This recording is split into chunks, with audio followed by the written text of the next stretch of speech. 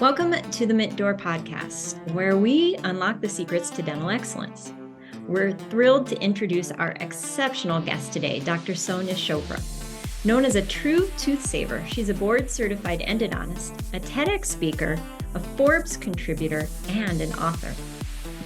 As the founder of Valentine Endodontics in Charlotte, North Carolina, Dr. Chopra's expertise is reshaping the world of dentistry. But she doesn't stop there. Through groundbreaking digital education and community support, she's empowering dentists and endodontists to elevate their skills, enhance patient experiences, and optimize practice efficiency. With thoughtfully designed courses and award-winning programs like her renowned eSchool, Dr. Chopra revolutionizes endodontic continuing education. Drawing from her own diverse experiences, she delivers simple and tangible lessons that have a lasting impact. And, I'm super excited for this conversation because it was just the other day, Karen, that you and I were talking to a new client who had just a raving review. She had taken one of Dr. Chopra's endodontic courses and just absolutely loved it. So this is going to be a good conversation. Yeah, well, I just love it when we find these connections between people who we're working with on our practice wellness programs and people that are on the podcast. So this is exciting. So we want you to sit back, get ready to open the Mint Door and immerse yourself in the world of dental excellence with Dr. Sonia Chopra. So let's dive in. Hey everyone, and welcome to another episode of the Mint Door podcast. I am Dr. Laura Schwint. And I'm Dr. Karen Tyndall. And we are thrilled to have you join us as we explore two very simple but powerful questions with our special guest today, Dr. Sonia Chopra. Thank you so much for being here. Thank you so much for having me. I really appreciate just spending time with you guys. Awesome. Well, we're going to delve into the mind and experiences of you, our guest today, as we ask you your unique perspective on two specific fundamental questions. Now, these questions aim to provide our listeners with really valuable insights and guidance from someone who has achieved success and recognition in their industry.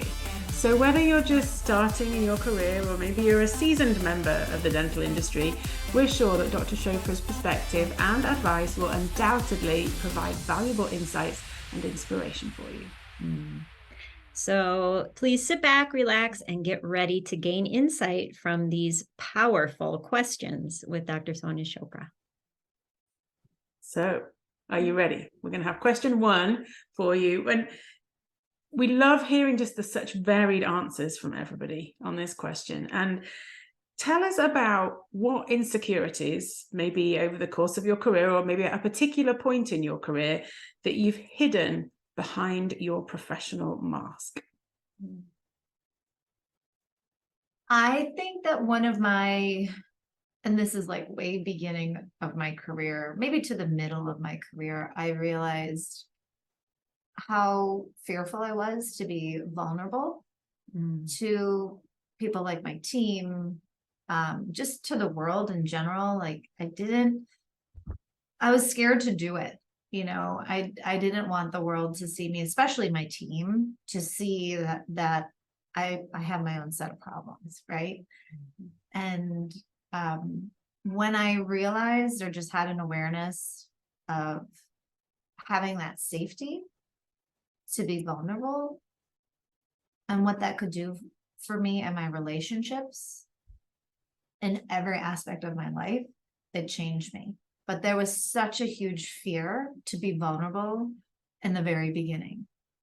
And then as I developed that awareness and safety of vulnerability, my life changed. What were you most fearful of happening? I think judgment. Like I'm supposed to have my shit together, right? Dr. Chopra's life is this and that. And like, there was kind of like this image that I had to keep going. And I really like to have a flaw would be a sign of weakness.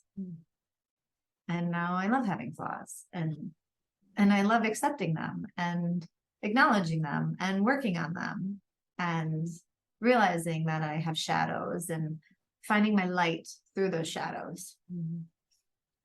Mm.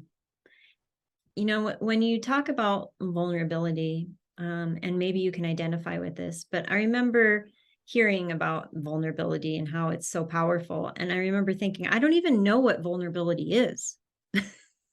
Yeah. Did you feel that way? Yeah. You know, and I think not understanding it really, I couldn't be authentic to the world. And once I understood it, my authenticity started to shine through. I was actually able to like be me, and that's what I want to embody, like moving forward for the rest of my life. Mhm. So now that you've faced that fear and you welcome vulnerability, how has that shaped your life now? It's really strengthened my relationships because it builds trust. You know, whether it's with my family, whether it's with my team. I would say the biggest breakthrough that I have felt so far has really been in my career and with my team. It's easier, I think, to be vulnerable and, you know, have your moments of breakdown with your family, because that's, you know, your closed sacred container. But it's harder to do that as the boss and at work. And when we spend so much time at the office, you need that same type of trust from home to career. And so that's really where I feel like I have elevated and really strengthened my relationships, and that trust within my team. Because I used to be like the queen of turnover. I couldn't keep a team member. But once I started to realize it's okay and safe to be vulnerable, and it's okay to show weakness, and it's okay to have a breakdown myself, like in front of my team, that's where I started building the trust, because they're like, oh, she is human, you know, and she does have a heart. Because sometimes I feel like bosses don't have a heart, and it really showed them that I care, and they just started to trust me more. And then that allowed them to let me in to their hearts to help guide them, and then create this beautiful team and beautiful practice. If someone's listening who maybe hears your story of how you used to be as a practice owner, and then how you've become now, did you like give your team a warning, like, I'm about to be vulnerable with you now, like, please respond well to this? Or was it just something that was a natural process that you just started doing a little bit more of?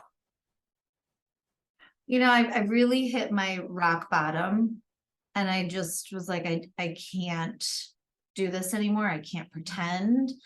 I really need to show people who I really am. I don't know if I gave them a warning. Like I don't, it was so messy and muddy that I don't know if I really remember it clearly. I think I like literally broke down at one point, and then there were a few people that actually saw me for who I was in that moment. Then there were definitely people who didn't, and they kind of, what I use the term self-eliminate, like they left. And then that was our opportunity to build from there, which was the right core team. And those people are still with me. Like I say, my burnout year is 2016. Fast forward 7 years later, and I still have them because of that moment that I shared. That's really special. Yeah. I love that. And I love that, you know, like you say, the self-elimination piece of it. Like, I think sometimes that's what we're most fearful of. Yeah. That was actually a real gift. Yes. I mean, you don't feel like it is in the moment, you know. I remember getting this like nauseating feeling when I would lose a team member, like, oh my gosh, I have to start all over. But then what I've realized, every time I come through that, we always end up better off than we were before.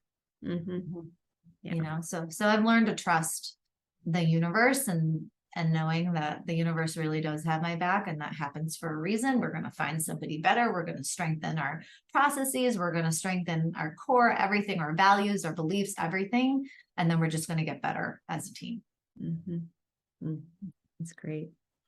Well, and you know, you mentioned burnout. I know that that's one of the topics that you love to talk about, that and root canals. So tell us a little bit about how you go about talking about burnout and root canals today? Well, my burnout in my practice is what led me to really launch into a new aspect of my life, which is the education around root canals, which is now my passion project, my side hustle, for lack of better words.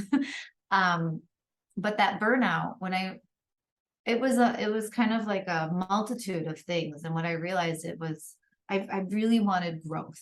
Like that is a core value of mine. Growth really pushes me, but I was kind of stuck because I felt like I had to be contained in the four walls of my practice. Mm-hmm.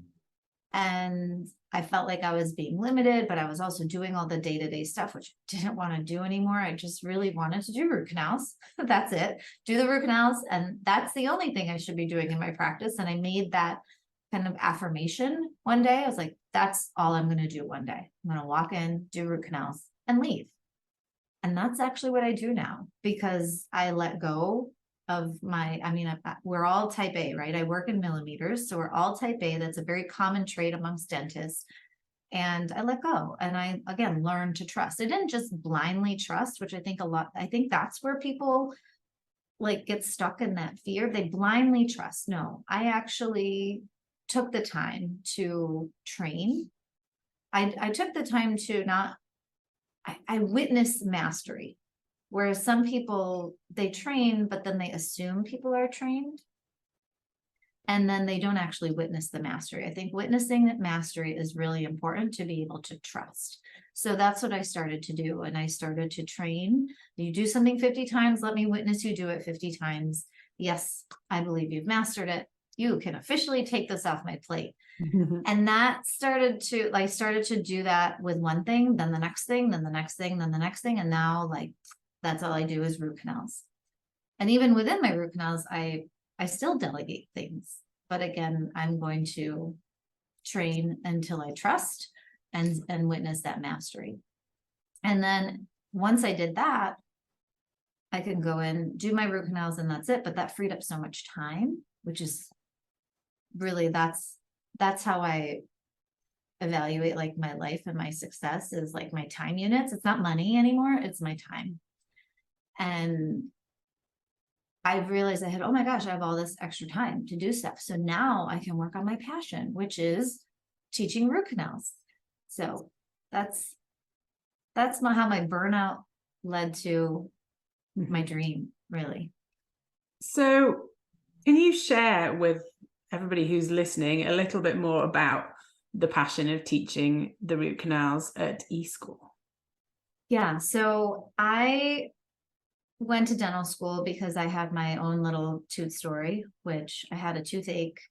Long story short, I went in, they told me that they had to take my tooth out. I got numb. They took my tooth out, then the anesthesia wore off, and I still had my toothache because of a misdiagnosis.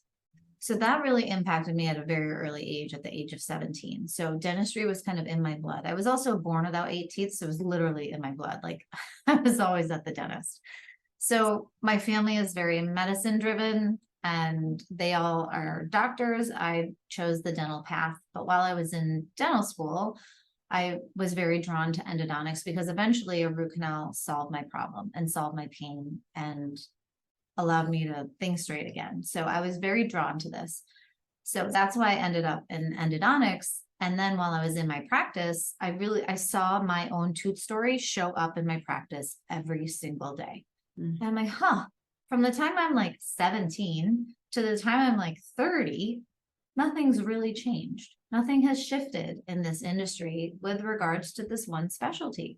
We're still teaching it at the same way, but something has to change. So that kind of created this fire in me that I'm all right, I really want to be the change.